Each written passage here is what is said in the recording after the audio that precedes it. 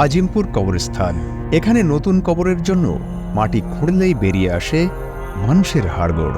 কবর খোঁড়ার পেশায় নিয়োজিতরা জানান, প্রাপ্ত হাড়গুলো নতুন কবরের লাশের সঙ্গেই দাফন করা হয়। সাধারণত এক একজন গোরখোদক সারাদিনে 2টি করে কবর খুঁড়তে পারেন।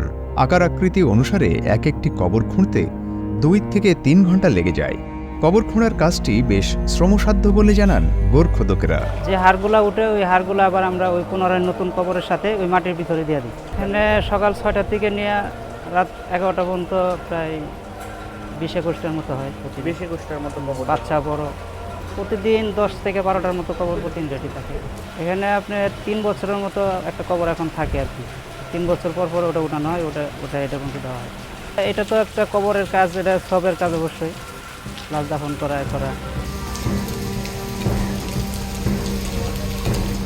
গত 400 বছরে আজিমপুর কবরস্থানে কতটি লাশ দাফন করা হয়েছে তার কোনো সঠিক হিসাব নেই। তবে 1911 সাল থেকে রেকর্ড আছে বলে জানায় কর্তৃপক্ষ।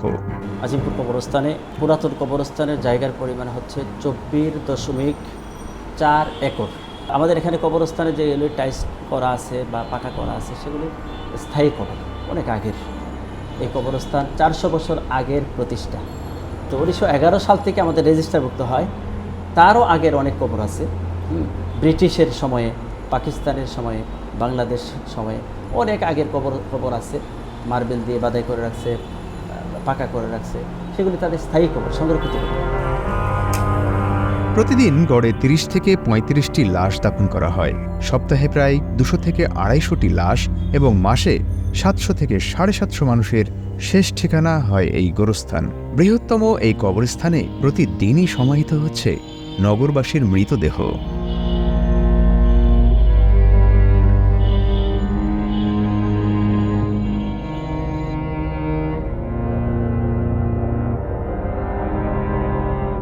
চারশো বছরের পুরনো কবরস্থান আজিমপুরের গোড়াপত্তন হয়েছে ঢাকা শহরের পত্তনের সূচনা লগ্নে। ধারণা করা হয় 17 শতকে ঢাকা শহরে আজিমপুর কবরস্থান গড়ে ওঠে, যার বর্তমান আয়তন 74.5 বিঘা। সাধারণত 18 মাস পর পুরনো কবরকে মাটির সঙ্গে মিশিয়ে নতুন কবরের উপযোগী করা হয়। 4টি ধাপে লিজ নেওয়া হয় এই কবরগুলোকে।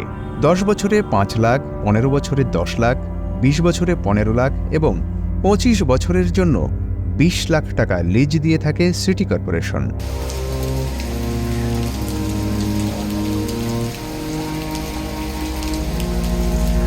আগের নিয়ম অনুযায়ী 99 বছরের জন্য কবর লিজ নেওয়া যেত। বর্তমানে স্থান সংকটের জন্য এটি বন্ধ রয়েছে। এখানে কবর খোঁড়া পেশায় সব মিলিয়ে 70 থেকে 80 জন লোক কাজ করে থাকে। ইনকাম নিয়েও যথেষ্ট সন্তুষ্ট তারা মনে করেন কবর খোঁড়া অনেক পুণ্যের কাজ।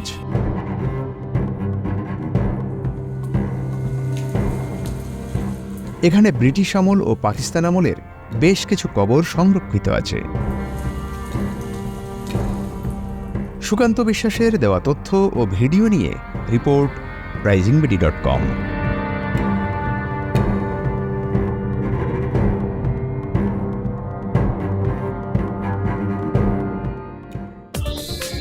দেশ বিদেশের সর্বশেষ সংবাদ সবার আগে জানতে ক্লিক করুন risingbeedi.com। প্রতি মুহূর্তের খবর অনলাইনে।